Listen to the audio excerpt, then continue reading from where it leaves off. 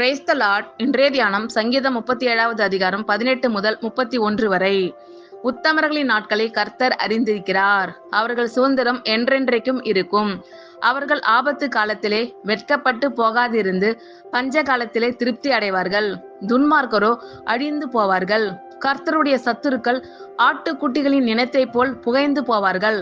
அவர்கள் புகையாய் புகைந்து போவார்கள். துன்மார்க்கன் கடன் வாங்கி செலுத்தாமற் போகிறான். நீதிமானோ இறங்கி கொடுக்கிறான். அவரால் ஆசீர்வதிக்கப்பட்டவர்கள் பூமியை சுதந்திரித்துக் கொள்ளுவார்கள். அவரால் சபிக்கப்பட்டவர்களோ அறுப்புண்டு போவார்கள். நல்ல மனுஷனுடைய நடைகள் கர்த்தரால் உறுதிப்படும். அவனுடைய வழியின் மேல் அவர் பிரியமாய் இருக்கிறார்.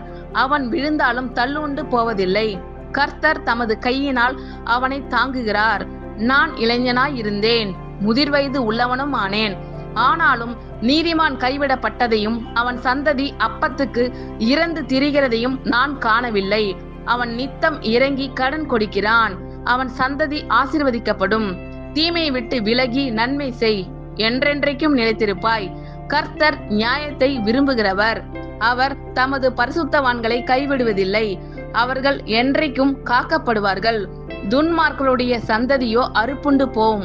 நீதிமான்கள் பூமியை சுதந்திரித்துக் கொண்டு என்றைக்கும் அதிலே வாசமாய் இருப்பார்கள்.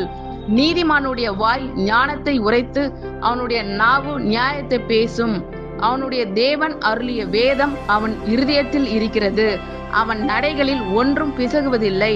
ஆமேன். கர்த்தர் உங்கள் அனைவரையும் ஆசீர்வதிப்பாராக. God bless you all.